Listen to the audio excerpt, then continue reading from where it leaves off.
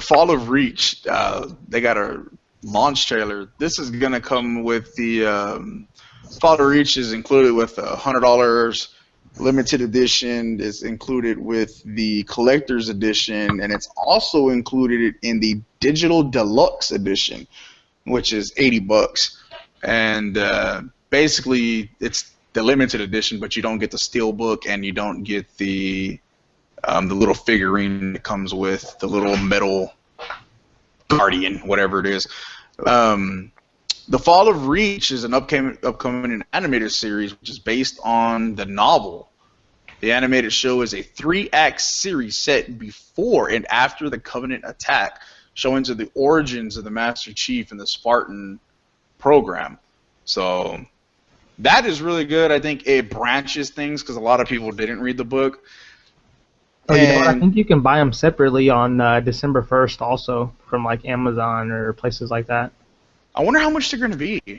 I think it was 20. Let me look right quick. Go ahead and say what you were going to say. I'll look. $20 a piece? No, for the series. Oh, for the say what? Man, So what's $20. Right. Microsoft recently confirmed that the game has gone gold, and crazy, they are going to sponsor a NASCAR event later this month for Halo. It says, in addition, we got a little bit of a delay. It says the Forge mode will actually launch in December, and there will be lots and lots of free multiplayer DLC in the works. Dude, that Forge mode looks pretty sick. Yeah, that looks really nice. I don't understand why it's not coming out day one. And same thing with Big Team. Yeah. I kind of understand the Big Team because I know they want people to play Warzone, but I'm like, come on now. Just, I don't know. I don't like when they delay stuff like that. They probably need a little bit more work on it, I'm guessing. Then don't release the game. They don't release the whole game just for Forge, though? But Forge and Big Team. I mean, that's a part of the game. Maybe they want people to experience like some of the other stuff first. I don't know. Yeah, I'm curious to see all of the different modes. I hope we find out more on other modes. Like, I know it's like here and there, like SWAT won't be a dedicated mode usually, right? Isn't sometimes, like, I know on, what was it, Halo 3, like you had to wait for SWAT to like come on during certain weekends, like shoddy snipes and shit like that. Yeah. Yeah.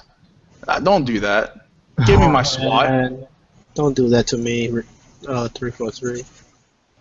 Give me my SWAT because I don't. Maybe I'll mess with the arena, but I want the headshots. I want the headshots. So also 343 is also talking about changes to Breakout and Ground and Pound in Xbox One Halo 5. That they understand that the Ground and Pound mechanic as well is a place completely different. It says they had pro players who constantly jump and crouch, and that would mess up the mechanic because it would accidentally start the ground pound. It says they've changed it to melee, and it's much better now. So that's pretty cool. I can see that. If you're kind of used to something, even though I'm kind of like you should kind of just go with the flow with the new stuff, but that right there, I could see how that could really mess people up and really throw a game off. I mean, I'm not a pro player, but I was accidentally starting that ground and pound whenever I would jump. I did that quite a lot. Yeah. Just by accident, not even trying to like duck while I'm jumping. Right. Yeah. So I can definitely see that. So we got that box coming in what, like 10 days? Yeah, man, I can't wait. Coming in 10 days, and we got the actual game in 17 days. Yeah, October 27th. Ah. Oh yeah, and the breakout mode, they added a flag to it. They said they had too many people that would just wait out the time if it was like 1v1 at the end. Oh, really? Yeah, so they added the flag that way you can either kill the whole team to win that round, or you can take the flag to their base to win that round. Yeah. What if no one gets the flag and they wait? Then I'm guessing it's just the same. You you just have to start over to the next round, I'm guessing. You think I'll have a timer? Yes, if I remember correctly, they do have a timer. That's what you meant by wait it out, yeah? Yeah. That sucks. I don't know. Is that breakout mode? Does that have is that more like SWAT but objective kind of based? It's closer to SWAT. You don't have as much life, or you don't have shield, one or the other, but you do die a lot faster. Dude, didn't one pistol shot to the head kill you? I want to say 2. I remember getting shot quick. Yeah, I know. You'll die like super fast. Yeah. Yeah. Well, the last bit of note for You're dead basically. what was that? Say that again. I say like if you get hit with a grenade, you're dead basically. Oh, okay. Oh, I'll do them nades, man. Oh, dude, you didn't play that mode? Trust me, you're gonna love that mode, man. No, I didn't play the beta like that. I played like 5 or 6 matches, and I was like, this shit is sweet, and I just turned it off. Yeah, you're gonna love it. Yeah, that breakout mode's intense. You do that same adrenaline you're looking for. But will I love it as much as Rainbow? Dun dun dun! I'm not gonna answer that. Catastrophe's gonna kill me. Boot 'em! No. Oh man. Well, in the last bit of Xbox news, we got it says Xbox boss admits PlayStation 4 has huge leads, but gamers not beating Sony is his focus. It says that Phil Spencer took a stage at GeekWire or something earlier this week or something like that, and he says that the PlayStation 4 has an enormous lead over the Xbox One, and if he says if he thinks the Xbox will catch up, and Spencer answered honestly, he says he doesn't know. He says with the link to the generation and the lead that Sony has, and they have a good product. So PS4 it says for me, I think it was most fundamentally lost the trust with the most loyal customers, whether it was always online or used games, whatever the feature was, we lost the trust in them, and they were at the center of our decision making. I have a part of this article that I'm going to smash the shit out of someone for this. It says, as some of the questions occurred, people, and they looked at anything, the power of the box, transactions, or launch lineup, this is what you'll find is the loss of the benefit of the doubt. And it says you lose customers' assumptions, and that's what they're making it is to them. I can't speak. You're making it into the delight of them, and it's not just to make them better or maybe a more manipulative product. Man, this person can't write worth the crap. Number one, like that's literally how the person wrote it. That's why it doesn't make sense.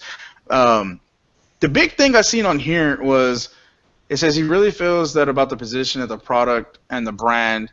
It says, but he was at a GameStop manager meeting in Las Vegas with 5,000 GameStop managers, and it says they would all come up to him and still tell him that customers still think that the Xbox One won't play used games. Mm-hmm. Okay. Wow. That goes to show. You remember Catastrophe a week or two ago? We had talked about. We were talking about the whole thing of people in the bundles, how we were talking about the Lego bundles and people doing, research and shit. Yeah. They don't do research. Okay, they buy something for the kid and they just move on or they just go on with it. That is a clear indicator right there that all of these people people don't pay attention to what they're buying. Okay, now this is to go to some dumbass. It says we had people with quote-unquote Xbox tattooed on their arms, and they were coming to us almost in tears because they felt the direction we were going with the product didn't include them. Man, I swear to you, if I ever see you, sweet baby Jesus. Sweet baby Jesus. What? These people that have, number one, Xbox tattooed on their arm, what, you got the big green logo on you? But going up to them and like almost in tears and complaining about this? Are you kidding me?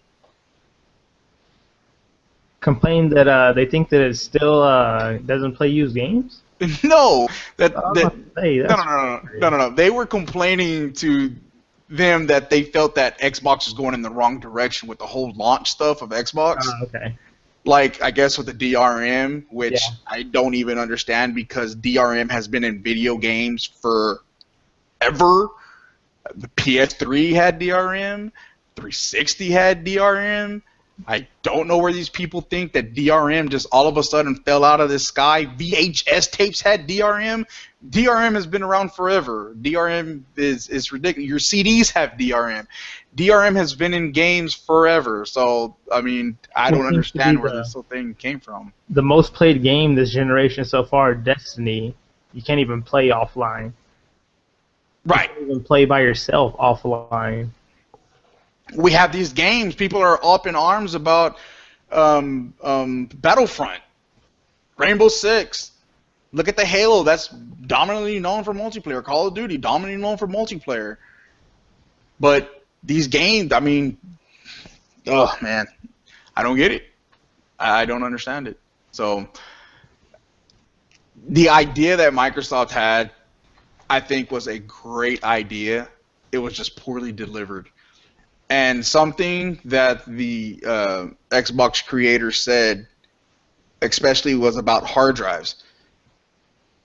People don't want change, but then when they get it and they're okay for it, they don't want it to go away. You know what I mean? Mm-hmm. And people are always up in arms about the change. You know, they're just like, no, they don't want the change, but then when they have it, it's like, it's okay. You know, so whatever. I mean, could you imagine being able to game share with like 10 people though? That'd be crazy. Yeah. Could you imagine with 4 of your Xboxes that you're gonna have Catastrophe, or 3 or 4 or 5 or 6 or the 10 in the basement, in the garage, attic, all that you're gonna have, you would only have to buy the game once to play in your house? Right. That sounds pretty good to me. But I could let my daughters play them and not have to log in with my name or anything. Right. And it could be good with our different schedules. It would have been good. We could have been like at each other. We would have had every game. Right. No, you got to support your company's asshole. But anyways, Xbox Xbox boss basically says that they're basically rebuilding their brand, and that's good. I mean, me personally, I don't need to be resold on the whole Xbox. I mean, I think it's a great piece of hardware. It's a console, but I mean, it's a console. I mean, you can't expect gold. You can't expect 4K 120 frames from a $350 console, realistically. And people do. That's what's crazy. People actually genuinely expect that. I seen someone say yesterday on Brandon's post, is it only 60 frames? I'm like, what? 60 frames on a console? Oh, I saw that. I'm like, dude, what kind of moron are you? What, he said it's only 60 frames? Yeah, only 60 frames? I'm like, okay. I'm like, what are you getting, PC boy? So, I mean, honestly, 60 frames for a console that's you're tapping right there, man. So, I don't know. I mean, on my PC, I can get over 60 no problem. But, I mean, it's a PC that costs a lot more than my Xbox. A lot more than my Xbox. So I could probably get like, 2 parts for my PC that would add up to the Xbox. So, I mean,